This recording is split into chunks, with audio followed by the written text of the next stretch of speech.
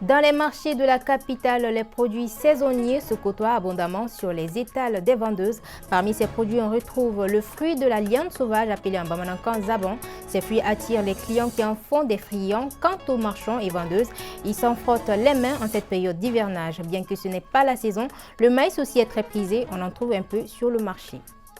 Focus santé, pendant cette période des pluies, certains aliments ainsi que les eaux de ruissellement favorisent la prolifération du virus, augmentant ainsi les risques de maladies, notamment la diarrhée chez les enfants. Elle se manifeste par des selles liquides et nécessite une prise en charge rapide selon les spécialistes. Mesdames et messieurs, bonsoir à tous. Bienvenue dans cette session d'information sur ORTM2. Ce soir, intéressons-nous à ces produits de saison. Certains battent l'air plein dans les marchés à Bamako et d'autres font timidement leur apparition sur le marché. Il s'agit du zaban et le maïs frais. Nous sommes en période de cueillette du zaban, ce qui explique son abondance dans nos marchés, plus précisément celui de Wolofobougou. Quant au maïs frais, il se savoure aussi actuellement, même s'il ne se voit ni en tout moment ni en tout lieu, suivant le reportage de Suzanne Traoré. C'est ça on appelle zaban. En ce moment, ils sont gâtés les amateurs de zaban, car c'est la période. À travers la ville de Bamako, vous l'aurez certainement remarqué, le zaban, fruit qui se distingue par ses propriétés nutritives, est actuellement le roi des étals de vente. Nous sommes sur la rive gauche au marché de Wolofobougou, en commune 3 du district de Bamako. Chaque commerçant a son petit lot de zaban mis à la vue de la clientèle. Maïmouna Koulibaly est revendeuse. C'est auprès de Bintou Guindo qu'elle vient prendre son stock. Je vends le zaban à la porte de ma maison. Chaque année, pendant cette période, je m'approvisionne chez Bintou. Je vais m'approvisionner du zaban en brousse pour venir fournir mes clients. Avant son abondance sur le marché, on gagnait beaucoup de bénéfices, mais actuellement, le bénéfice est minime. Je vends les sacs à 9 000 francs CFA. Non loin du stand de Bintou, nous rencontrons Awa Traoré, une autre revendeuse. Venue elle aussi faire ses emplettes, elle nous confie que le zaban a actuellement la cote. En cette période, le zaban est abondant sur le marché. C'est pourquoi je viens l'acheter en gros pour le revendre en détail. Un autre produit de saison qui fait son entrée timidement dans nos habitudes alimentaires en ce moment, c'est bien le maïs. Grillé ou bouilli, il fournit non seulement de l'énergie, mais aussi de nombreuses vitamines selon les spécialistes. Avant, j'achetais un épi de maïs à 75 francs ou à 100 francs, mais actuellement, ça se vend à 150 francs, voire 200 francs CFA. Je suis fils d'un cultivateur de la région de Kaï, dans le cercle de Baflabé. Donc, naturellement, c'est des choses que j'aime. En tout cas, même si c'est un peu cher, je sais qu'à l'heure actuelle, pour avoir le maïs, ça coûte aussi pour les cultivateurs. Parce que ce n'est pas de la culture ordinaire. Donc, ça relève du maraîchage. Donc, je pense que c'est normal aussi que les prix soient un peu élevés. Oui, il a raison. Au moment de notre passage dans les marchés de la place, il y avait peu de maïs, d'où sa cherté. Puisque ce n'est pas la période proprement dite de maïs, nous gagnons beaucoup maintenant. Mais quand le maïs sera abondant, notre chance devient minime. Ce n'est pas encore la période des maïs. Je vends le maïs depuis plus de 20 ans. Ces maïs nous proviennent de Kassila, de Baguineda, de Dio et dans d'autres localités du pays. En attendant les conditions météorologiques plus favorables aux récoltes de maïs, ces amateurs devront prendre leur mal en patience pour se voir offrir en abondance et à des prix relativement abordables et stables le maïs. Pendant cette saison des pluies, les bactéries circulent et le risque d'attraper une maladie à l'instar d'une grippe est plus important.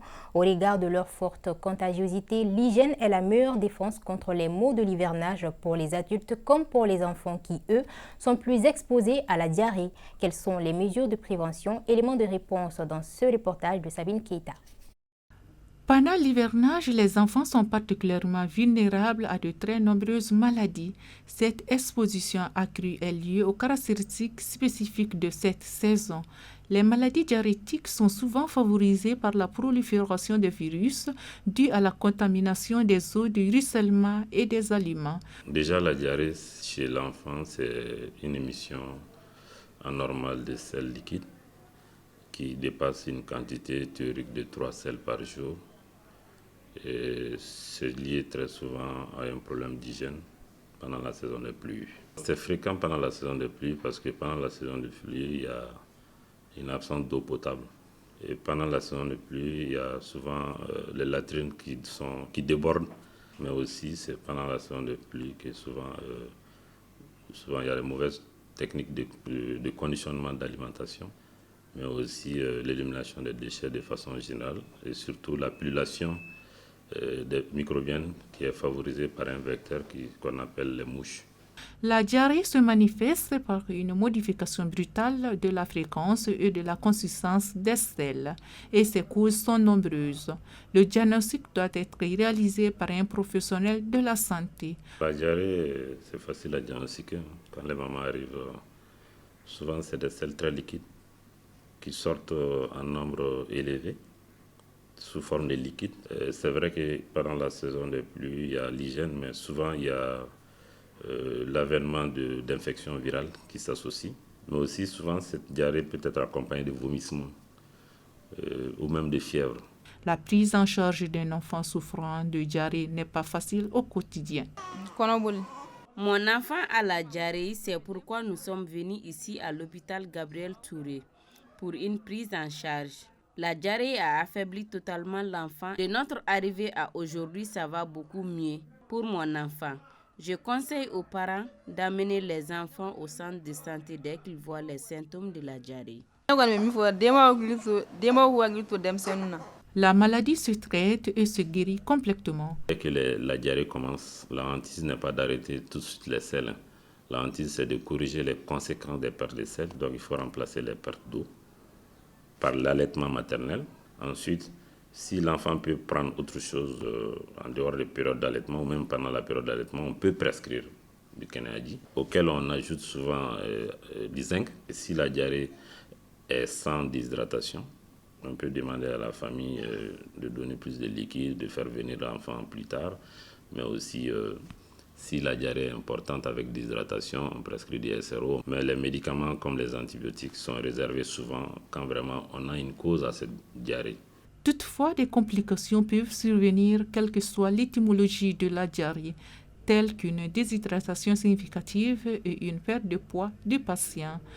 La diarrhée fait partie des maladies qui, par ses conséquences, posent beaucoup de décès chez les enfants de moins de 5 ans. Donc c'est une maladie qui est mortelle.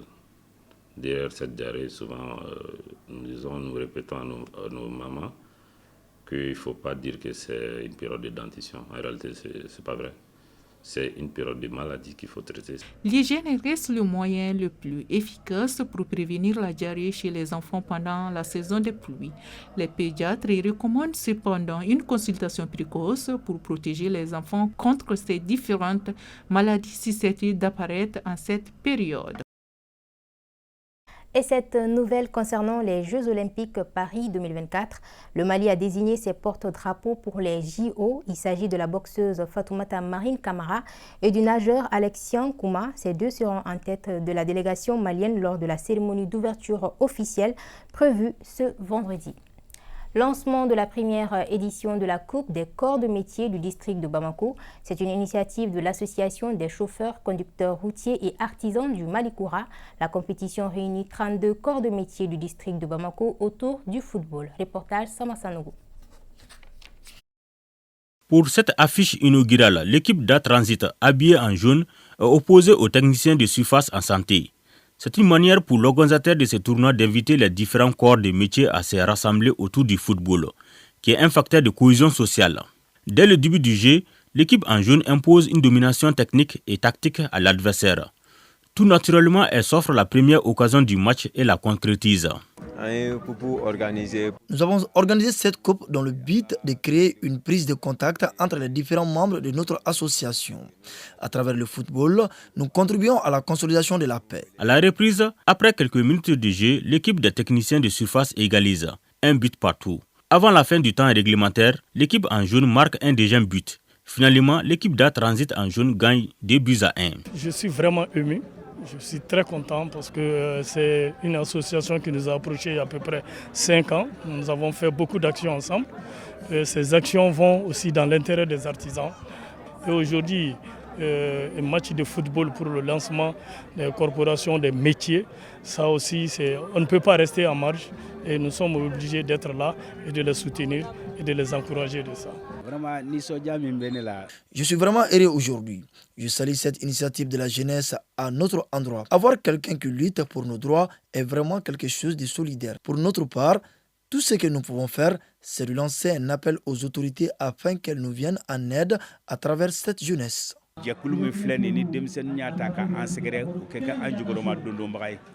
À noter que 32 équipes vont participer à cette première édition de la Coupe des corps de métiers. Une initiative saluée par les invités. Sport toujours pour parler cette fois-ci du Kung Fu. Le Wishkun Club vient de célébrer la 3e édition du gala de son club.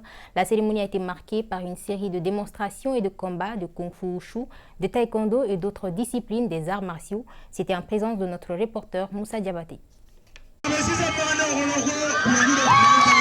Et oui, il faut toute une maîtrise totale de Kung Fu pour reproduire chez un star. Des athlètes talentueux des différents clubs étaient présents pour démontrer leur agilité et technicité pour ces galas de Wishkon.